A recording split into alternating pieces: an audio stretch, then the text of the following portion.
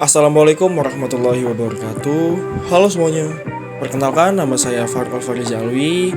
Saya berasal dari Fakultas Pertanian, Prodi Ilmu Kelautan angkatan 2024. Di sini saya akan membacakan materi tentang apa itu kata baku dan apa itu kata tidak baku. Di sini saya menggunakan tema dampak penggunaan bahasa tidak baku dalam situasi formal. Sebelumnya, saya akan menjelaskan apa itu kata baku terlebih dahulu. Oke, kata baku adalah kata yang sesuai dengan kaidah bahasa Indonesia yang telah disepakati dan ditetapkan dalam Kamus Besar Bahasa Indonesia yang disingkat menjadi KBBI. Kata baku digunakan dalam konteks formal dan resmi, seperti dalam dokumen-dokumen pemerintahan, pendidikan, dan juga media massa. Kemudian, kata tidak baku. Berbeda dengan kata baku, kata tidak baku merupakan kata yang tidak sesuai dengan kaidah bahasa Indonesia yang telah disepakati dan ditetapkan dalam Kamus Besar Bahasa Indonesia yang disingkat menjadi KBBI. Kata tidak baku sering digunakan dalam percakapan sehari-hari dan dalam konteks informal. Penggunaannya lebih fleksibel dan dipengaruhi oleh kebiasaan lokal, dialek, daerah, atau slang. Kemudian di sini ada ciri kata baku. Yang pertama, sesuai dengan kaidah ejaan yang disempurnakan atau disingkat menjadi EYD. Yang kedua, umumnya digunakan dalam dokumen resmi, pendidikan, dan media massa. Dan yang ketiga, tidak dipengaruhi oleh bahasa daerah atau slang. Kemudian ada ciri kata tidak baku. Tidak sesuai dengan kaidah ejaan yang disempurnakan, sering digunakan dalam percakapan sehari-hari dan konteksnya itu informal. Kemudian yang ketiga, dipengaruhi oleh bahasa daerah, slang, atau kebiasaan lokal lainnya. Kemudian ada contoh kata baku. Yang pertama, jeriken, coklat, ambulans, kadaluarsa, aktif, cengkih, ekstrim, imbau, dan formulir. Kemudian ada cara cek kata baku.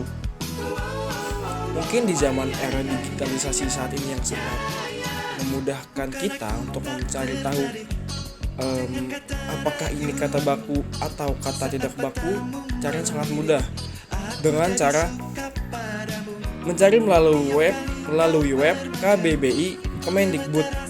Di situ bisa dicari di dalam websitenya Kemendikbud KBBI. Kemudian ada cara yang kedua, mengunduh aplikasi KKBI di ponsel kalian masing-masing. Kemudian ada pentingnya bahasa baku. Nah, di sini ada pentingnya menggunakan bahasa baku. Yang pertama, mempermudah komunikasi dalam konteks formal, meningkatkan profesionalisme, dan menghindari kesalahpahaman antar audiens ataupun antar perorangan. Karena kita menggunakan bahasa yang baku akan meminimalisir kesalahpahaman. Kemudian dampak penggunaan bahasa tidak baku di situasi formal. Misal dalam situasi formal kita presentasi kepada teman-teman ataupun audiens.